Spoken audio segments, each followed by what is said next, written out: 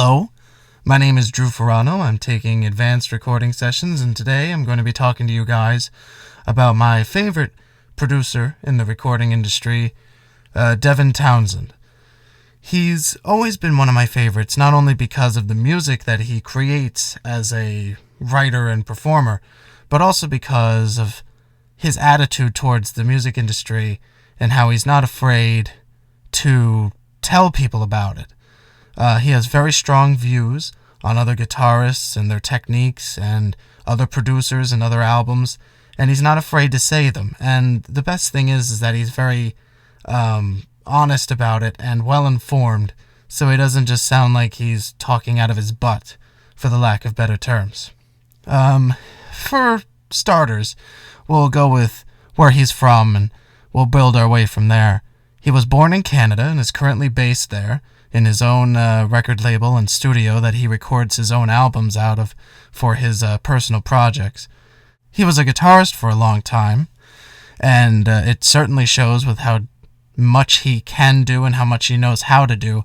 with and on a guitar, but he also plays other instruments as well, but it really only comes into play on his other projects that he does on his own. Not only does he play guitar, he's also a producer for his own bands, and he's a songwriter for many other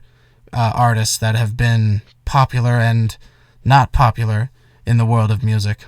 both modern and back in the day, as they say. He's worked with the likes of Steve Vai, Strapping Young Lad, and a few other names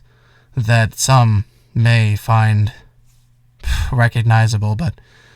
nothing too, in my eyes, major compared to, of course, Steve Vai, who's one of the biggest guitar acts that I can think of off the top of my head, but that's only because of Steve Vai's actual skill, and having worked for him is really, in my eyes, a pretty big accomplishment in and of itself as a performer. As a producer, he's worked out of his own studio and produced quite a few albums, one of them being Addicted, where he has a song on it called Super Crush that got pretty high in the American charts for his genre. And in that song, it really shows how he was inspired by Phil Spector's wall of sound technique. But instead of just having walls of guitars and all of the various techniques that Phil used, Devin Townsend tries to make it more modern by using samplers and adding in a more modern feel to the sound